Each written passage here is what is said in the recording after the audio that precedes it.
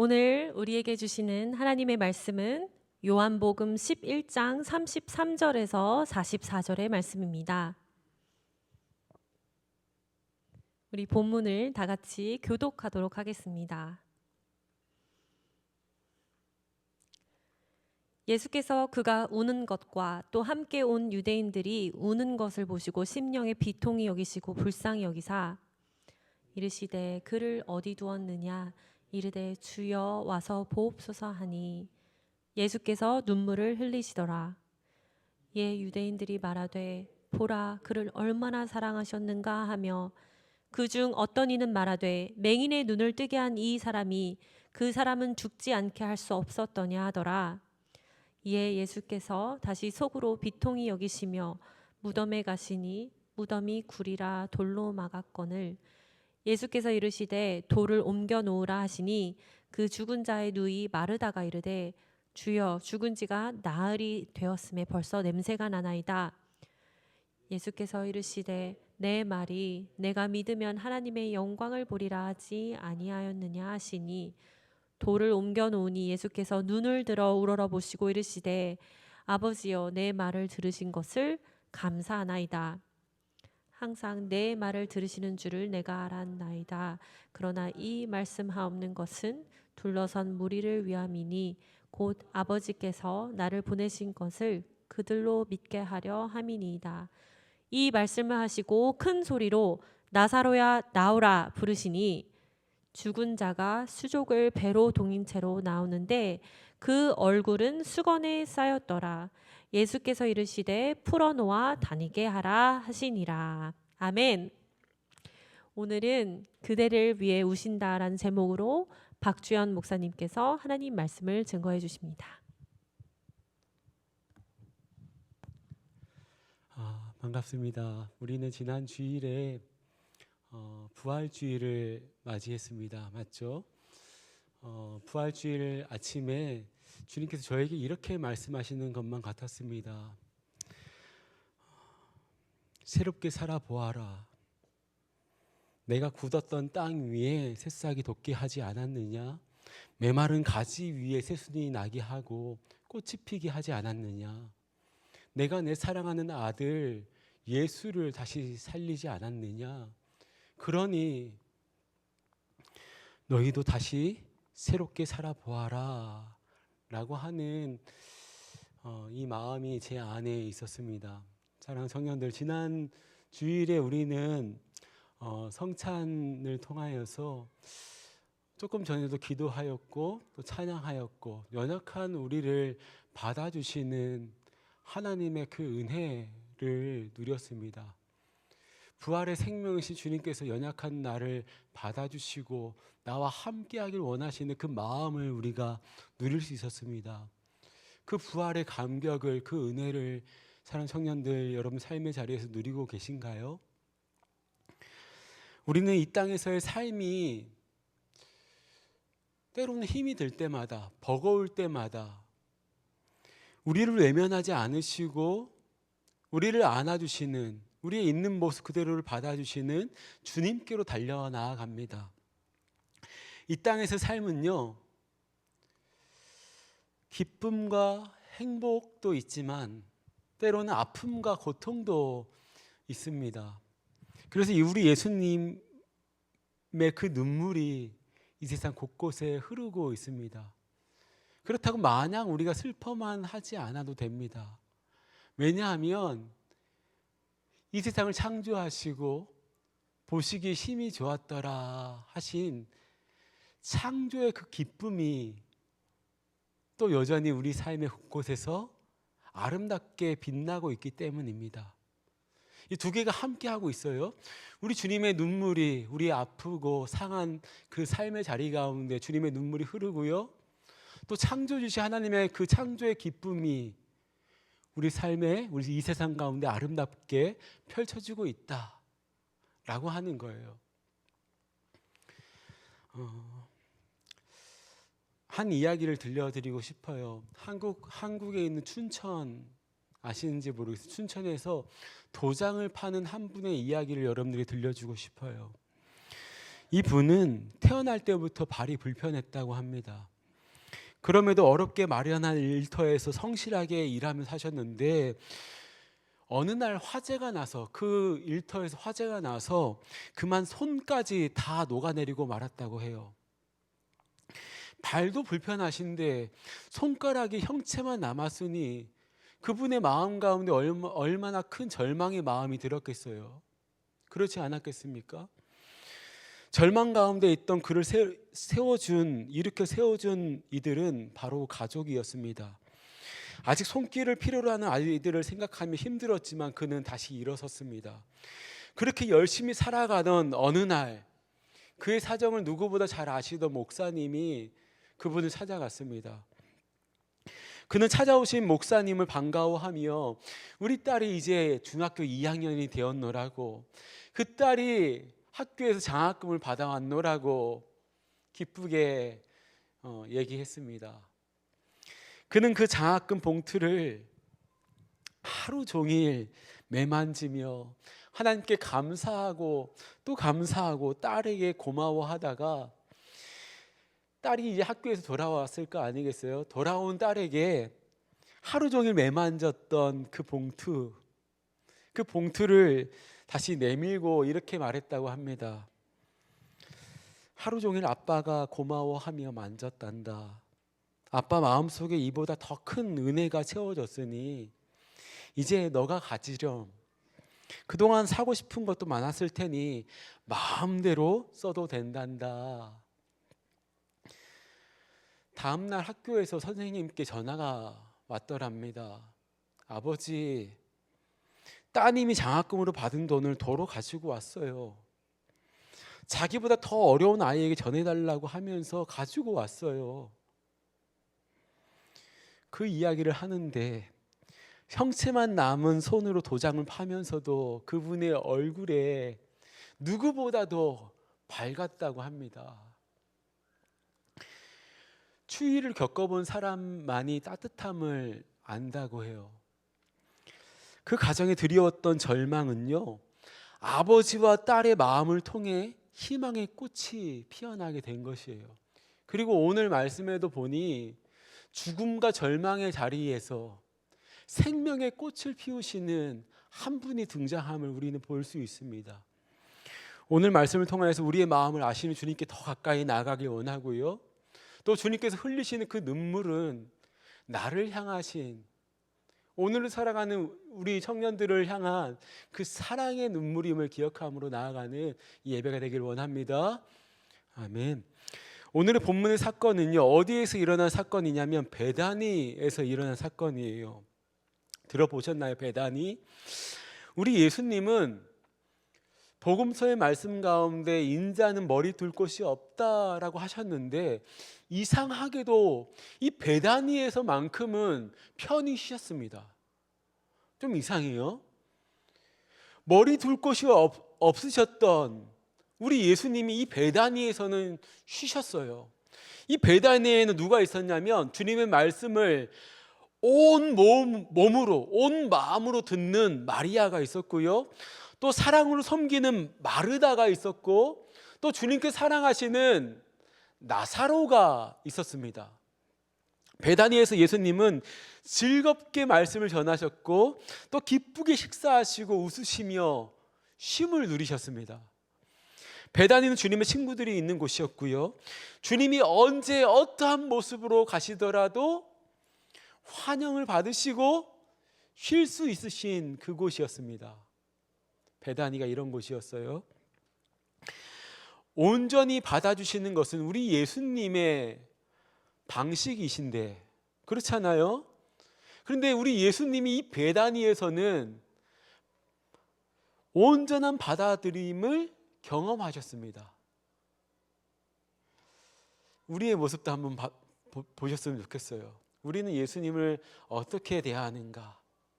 우리 예수님이 내 삶의 자리 가운데 오셨을 때 그 마음껏 쉬시고 마음껏 즐겁게 말씀을 전하시고 또 마음껏 잡수시고 할 수 있는 내 삶의 자리인가?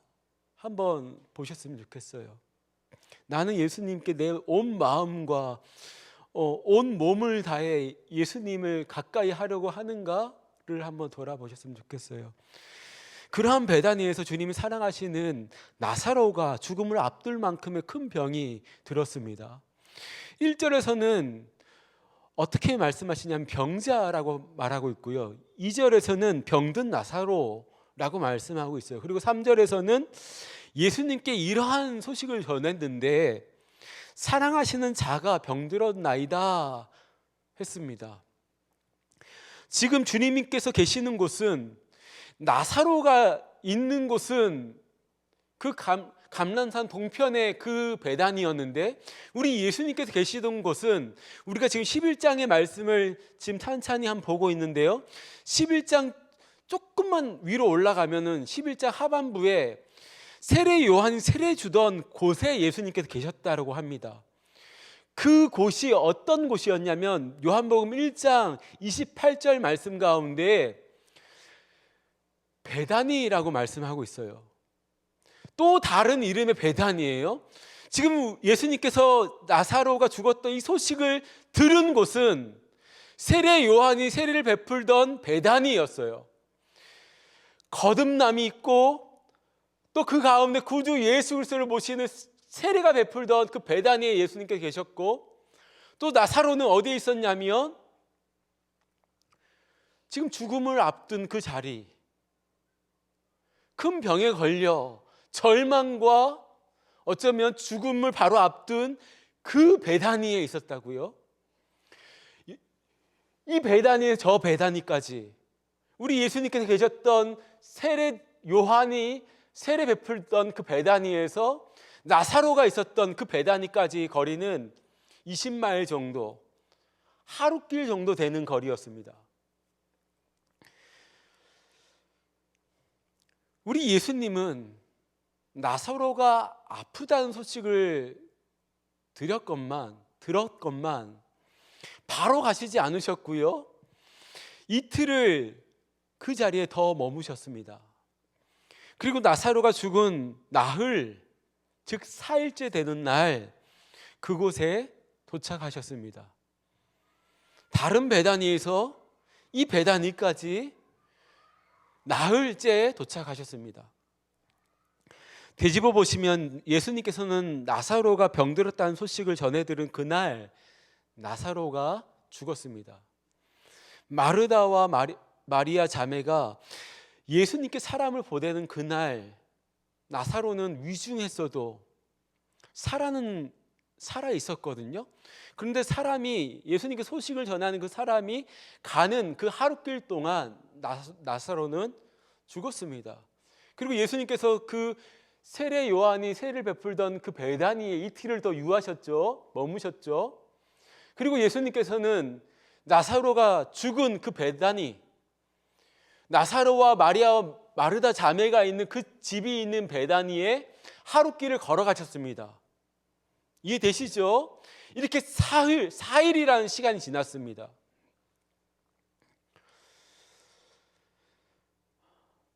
마르다와 마리아는 예수님이 사랑하시는 나사로가 아픈 것을 아셨음에도 이틀을 더 지체하신 것이, 더 그 자리에 머무신 것이 이해가 되지 않았을 것입니다.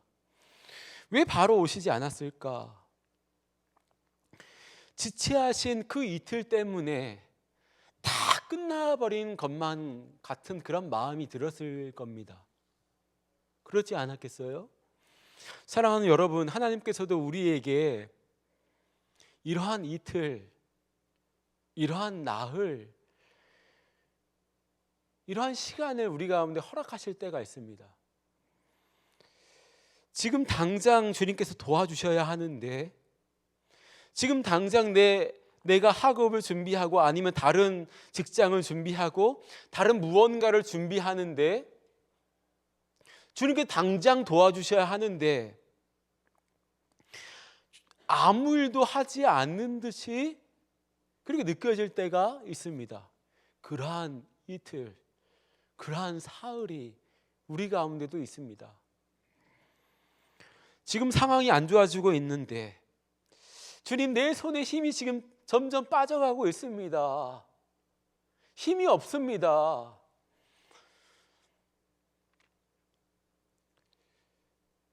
그럼에도 불구하고 하나님께서 안 해주시는 것만 같은 것처럼 느껴질 때가 있습니다. 지체하시는 하나님, 꿈을 거르시는 하나님, 그 사이에 모든 것이 종료가 되어버리고 말았습니다.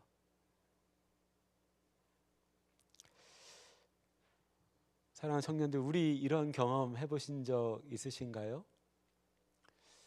왜 하나님께서 왜 안 도와주실까? 왜 지체하실까? 그 사이에 다 끝나버리고 말았던, 종료가 돼버리고 말았던 그 경험이 있으신가요? 왜 하나님은 이렇게 하시는 것일까요? 그래야 우리가 알기 때문입니다. 이게 무슨 말이냐면, 그래야 이제부터 일어나는 모든 일들이 누구로부터요? 하나님으로부터 일어나는 일임을 우리는 알게 되기 때문입니다. 내가 하는 것이 아니라 나의 의지와 나의 경험과 나의 지혜, 내가 가진 그 무엇으로 일어나는 그 일이 아니라 하나님으로부터 일어나는 일임을 우리는 알기 때문입니다. 내 손에 힘이 빠져가고 나로서는 도저히 어찌할 바 모르는 그 이틀, 나흘이라는 시간이 지날 때에 우리는 비로소 알게 됩니다. 하나님은 그렇게 일하십니다. 이 세상의 모든 나사로는요, 죽습니다.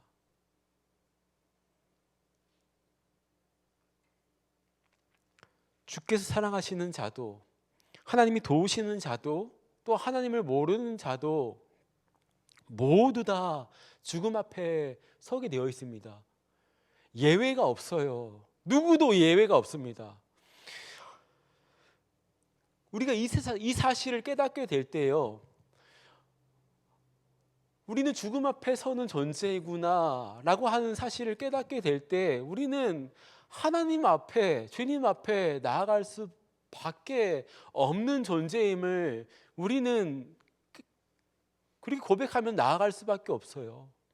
그렇지 않습니까? 내가 죽음을 뛰어넘는 그런 존재다가 아니잖아요. 하나님 붙잡을 수밖에 없어요. 주 예수를 간절하게 소망할 수밖에 없어요. 예수님께서 나사로의 집에 오신 것은요, 단순히 조문을 하기 위해서, 위로를 건네기 위해서가 아니었어요. 예수님 당신이 누구신지를 분명하게 드러내기 위해서 지금 나사로에게 온 것입니다. 그리고 오늘을 살아가는 우리에게 온 것이에요. 오늘을 살아가는 나사로인 우리에게 온 것이에요, 예수님이. 마르다는 주님을 뵙자 이렇게 말하죠. 주님이 여기 계셨더라면 내 오라버니가 죽지 아니하였을 것입니다. 마리아도요, 똑같이 말을 해요. 주님이 여기 계셨더라면 내 오라버니가 죽지 아니하였을 것입니다. 주님이 여기 계셨더라면 왜 아니겠습니까? 주님이 여기 계셨더라면 이러한 항변이, 이러한 외침이 우리의 인생 가운데 왜 없습니까? 이 당시 마르다와 마리아는 예수님을 믿고 사랑했던 이들이었죠. 하지만 예수님이 어떤 분이신지를 완전히는 몰랐던 것 같습니다. 하지만 사랑하는 청년들, 우리는 예수님이 어떤 분인지를 압니다. 모르세요? 예수님이 어떤 분이신지를 여러분들 모르세요? 예수님이 어떤 분이신지를 우리는 믿습니다. 이 오늘 말씀, 앞절 말씀에 우리 예수님이 이렇게 말씀하시잖아요. 부활이요 생명이다라고요. 우리는 이것을 압니다. 우리 예수님이 부활이시고 생명이심을 모르시는 분 여기 계셔요? 모르심에도 불구하고 이 청년부, 이 주일 오후 2시 황금 같은 이 시간 가운데 나와서 예배드리시는 분 계세요? 없다고요. 우리는 압니다. 또 믿어요. 예수님이 부활이시고 생명이심을 우리는 믿습니다. 하지만 우리는요, 주님이 여기 계셨더라면, 이 마르다와 마리아는 주님이 여기 계셨더라면 이렇게 했지만, 우리는 주님께서 부활이시고 생명이심을 알매도 불구하고 왜 나를 내버려 두셨냐고, 왜 내가 아플 때 도대체 무엇을 하셨냐고, 나에게 이 문제를 주님께서는 왜 바라보고 계시기만 하냐고 그렇게 항변하기도 합니다. 하나님을 향해 항변하는 모습은요, 나쁘게만 생각할 모습은 아니에요. 왜냐하면 하나님께서 그 모든 일에 관여하시고 하나님 모든 일에 함께 하시는 분이심을 인정하기 때문에 우리는 그렇게 하나님을 향하여서 항변하는 것 아니겠어요? 하나님 그 모든 일에 관여하시고 능히 하실 수 있는 분이시기 때문에 우리는 항변합니다. 그렇게 하나님을 향한 마음으로 마리아가 울고 있었습니다. 예수님께서 우는 마리아를 보셨어요. 그리고 마리아 곁에서 우는 이들을 보셨습니다. 그들의 모습을 보시면서 우리 예수님의 마음 가운데 어떠한 마음이 있으셨냐면, 비통히 하는 마음이요, 또 그 영혼들을 불쌍히 여기는 그 마음이 우리 예수님 안에 이제 있으셨습니다. 예수님은 그들이 우는 것을 보시며 죽음을 향하여서 비통히 하셨습니다. 저는 여기서 이 심령애랑 비통이 이 사이에 죽음을 향하여서를 더 집어넣고 싶어요. 저는요, 성경에다가 죽음을 향하여서 비통히 여기시고 불쌍히 여기셨다. 마리아의 안내로 우리 예수님은 나사로의 무덤 앞에 가셨고요, 예수님은 그 앞에서 눈물을 흘리시며 우십니다. 여기서 우셨다, 그 예수가 우셨다, 이게 헬라어의 부분이거든요. 그 예수가 우셨다, 우셨다, 그 예수가, 이게 헬라어를 그냥 직역한 겁니다. 우셨다, 그 예수가.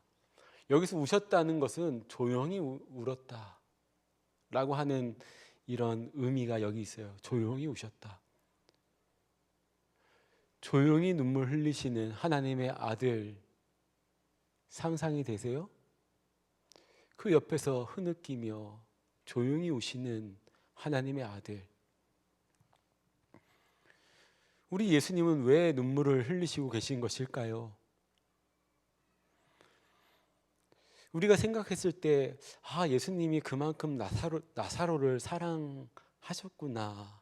그래서 사랑한 나사로가 죽음 가운데 있는 것을 보시고, 우리도 그렇잖아요. 우리가 사랑하는 누군가가 죽음을 맞이했을 때 우리 마음 가운데 어떤 마음이 듭니까? 그래서 사랑하는 마음을 가지고 우셨구나, 이렇게 생각할 수 있지만, 조금 후에 우리 오늘 말씀 봤어요. 오늘 33절부터 44절 말씀까지 봤잖아요. 조금 후면 나사로가 살아날 것인데, 곧 나사로를 살리실 분이 나사로가 죽어서 운다고 보기에는 조금은 어려운 것 같아요. 우리 예수님의 눈물은 나사로 한 사람을 위한 눈물이 아닙니다. 다시요, 중요하기 때문에 다시 말씀드립니다. 우리 예수님의 눈물은 나사로 한 사람을 위한 눈물이 아닙니다. 죽음 아래에 있는 모든 인류를 향해 흘리는 하나님의 눈물입니다. 이 기억하시기 바랍니다. 예수님께서 지금 흘리시는 이 눈물은요, 나사로 한 사람을 위한 눈물이 아니라 죽음 아래에 있는 모든 인류를 향하여서, 그러니까요, 이렇게 하니까 너무 먼 것처럼 느껴지는데, 오늘 나를 향하신 하나님의 눈물이에요. 나사로를 향하신 그 눈물이 오늘 나를 향하신 눈물이에요. 죽음을 받아들일 수밖에 없는 우리네 운명 앞에 우리 예수님이 눈물 흘리셨습니다. 사람은요, 에덴 동산에서 나온 이후에, 아직 여러분들은 지금 젊기 때문에 죽음에 대해서 이렇게 생각을 안 하시는 청년들이 대부분이시겠지만, 우리도 유한한 존재이기 때문에 죽음에 대해서 때로는 생각을 하잖아요. 또 죽음이 우리 주변 가운데 일어나기도 하고요. 이 죽음이 때로는 무섭기도 해요. 안 그렇습니까? 또 죽음의 공포로 살아가기도 해요. 죽음이 거느리고 있는 증상들이 뭐냐면요, 시기, 질투, 증오, 음란, 게으름, 교만, 냉소, 여기에 우리가 휘둘리며 살아가기도 해요. 이게 죽음의 증상이에요. 아담과 하와만이 선악과를 따먹은 것입니까? 오늘 우리는 선악과를 따먹지 않고 있습니까? 자신 있게 목사님 저는 선악과를 따먹은 적이 없습니다 라고 말할 수 있는 청년 이 자리 가운데 계십니까? 때로는 우리도 하나님의 그 자리에서 앉아서 하나님 노릇을 할 때가 있지는 않으십니까? 예수님께서 나사로의 무덤 앞에서 흘리신 눈물은 에덴에 임했던 죄악에 대한 눈물입니다. 더불어 이 땅에서 완전한 인간으로 살아가시며 사람들이 겪는 고통이 어떠하신지를 경험하신 그 눈물입니다. 예수님의 눈물은 하나님의 사랑을 고스란히 드러내신 것이에요. 그 눈물은 하나님의 사랑입니다. 베다니에서 이 일은요, 나사로에게 일어난 일이에요. 하지만 나사로에게만 일어난 일이 아닙니다. 이 일은 온 인류를 향한 이야기이고 어제도 오늘도 우리의 삶의 자리에서 일어나는 하나님의 이야기입니다.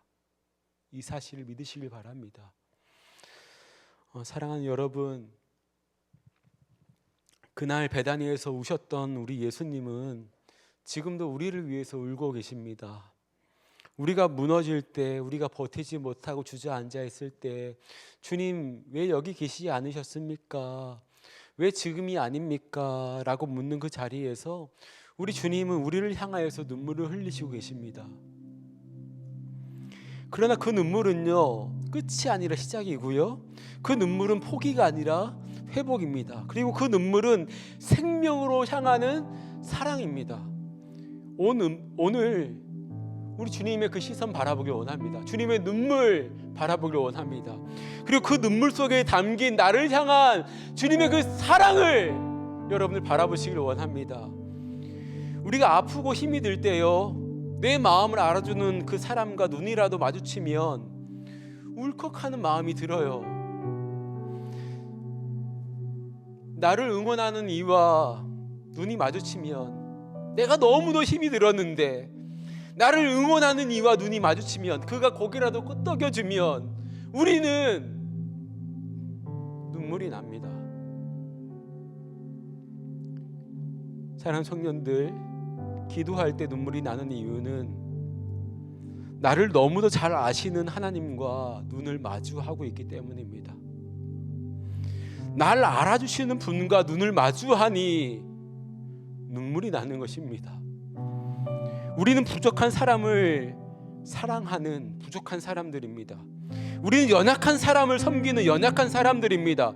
우리는 상처 많은 사람을 사랑하는 상처투성이의 사람들입니다. 우리는 악한 사람들을 견뎌내는 악한 사람들입니다. 그러니 우리가 어떻게 눈물을 흘리지 않고 살아갈 수 있겠습니까? 어떻게 주님의 그 눈을 바라보지 않고 살아갈 수 있겠습니까? 우리 인생 가운데 문제 있잖아요. 아픔 있잖아요. 또 우리 가정은 어떻습니까? 또 우리 일터는 어때요? 우리가 준비하는 과정들은 또 어때요? 나의 앞날은 어때요? 또 우리 참된 우리 청년 공동체는 또 어때요? 우리가 눈물 흘려야 할 그 자리가 이렇게나 많은데 눈물 흘리시고 계십니까? 또 주님의 눈물을 바라보시고 계십니까? 이 시간 함께 찬양하길 원합니다.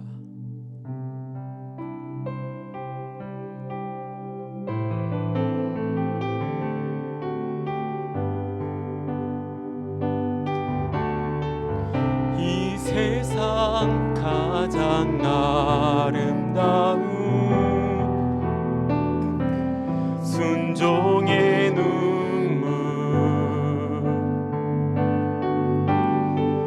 온 세상 다시 빛나게 한 생명의 눈물. 다시 처음부터요. 이 세상 가장 아름다운, 이 세상 가장 아름다운 순종의 눈물,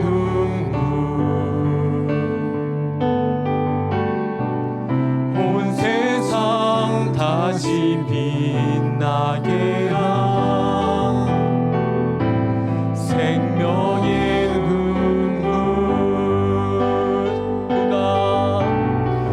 그가 이 땅에 오신 이유 죽어야 살게. 우리를 위해서 눈물 흘리시는 주님, 저야만 승리하는 놀랍고 영원한 승리, 지으신 그대 눈물로 회복시킨 우리의 창조주 그리스도, 십자가의 길로 아버지 뜻 이루셨네. 그가 이 땅에 오신 이유, 이제 우리에게 맡겨진 그 소망, 그 사랑, 그 생명, 아름답고 눈부신 십자가의 길, 우리가 이 땅에 살아간 이유, 지으신 그대로, 지으신 그대 우리를 회복시킨 우리의 창조주 그리스도, 십자가의 길로 아버지 뜻 이루셨네. 그가 이 땅에 오신 이유, 아멘. 이제 우리에게 맡겨진 그 소망, 그 사랑, 그 생명, 아름답고 눈부신 십자가의 길, 우리가 이 땅에 살아간 이유. 한번 눈을 한번 감아보시고요. 2026년 부활주일 후 첫 번째 맞은 주일입니다.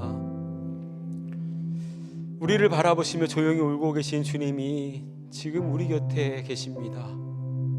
주님이 십자가 지심으로 죄 사함의 은혜를 주셨건만 그 은혜를 온전히 누리지 못하고 다시 죽음의 자리로 내려가는 우리를 바라보시며 지금 주님은 울고 계십니다. 울고 계신 주님 앞에서 이 시간 기도하실 때, 주님, 나를 향해 흘리신 그 눈물의 그 의미를 알게 하여 주시고 그 사랑 안에서 다시 살아나게 하여 주시옵소서. 주님의 눈물이 나를 향한 사랑임을 깨닫게 해달라고, 그 사랑 안에서 다시 일어나게 해달라고 이 시간 주여 한번 부르짖고 기도하며 나아갑니다. 주여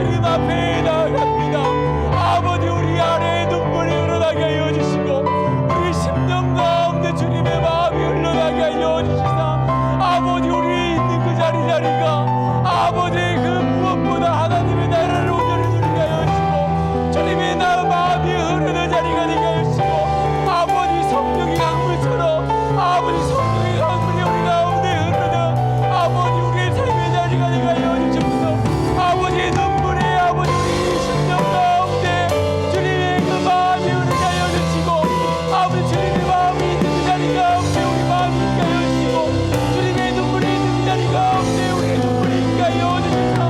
아버지 우리가 기도하고 아버지 우리가 묻고 나아갈 때에 우리의 섬김의 자리가 우리가 살아가는 자리가 용서하고 용납하는 자리가 아버지 우리가 죄악에서 내려가는 것이 아니라 죄악의 길을 향해 나아가는 것이 아니라 정말 생명의 자리로 아버지 주님께 우리 가운데 보여주시는 아버지 그 새로 살아나는 자리로 아버지 우리가 그렇게 나아갈 줄 믿사오니 사랑하는 성도들 한 분 한 사람 한 사람 가운데 주님의 마음을 다하여 주시고 아버지 주님의 아버지의 말씀 붙잡고 오늘의 이 기름을 할 수 있는 아버지 주 예수님께서 이 땅에 아버지 오신 이유와 아버지 그 사명으로 들게 받는 귀한 이 시대를 살아가는 성도들 되게 하여 주시옵소서. 이 시간 한 가지 더 기도하길 원합니다. 우리 청년 공동체에 위해서 이 시간 함께 기도하기를 원합니다. 주님께 세우신 형제 전사님을 위해서 기도하시고요. 또 사랑하는 우리 리더들을 위해서도 기도하시고요. 또 매주마다 이 예배를 위하여서 자신의 시간을 드리고 마음을 드리는 우리 찬양팀을 위해서 기도하시고요. 또 우리 셀원들을 위해서 기도하길 원합니다. 아버지, 우리 공동체가 무엇보다 눈물이 회복되는 공동체 되기를 원합니다. 서로를 향한 왜 저 사람은 왜 이거밖에 하지 못하지? 비교하며 때로는 정지하는 그런 마음이 아니라 아버지, 우리 공동체 안에 주님의 마음이, 주님의 눈물이 회복되어서 그 마음으로 시작하는, 그 마음으로 나아가는 우리 공동체 되게 해달라고 이 시간 한번 다시 한번 주여 한번 부르짖고 우리 공동체를 위해서 기도하며 나아갑니다. 주여,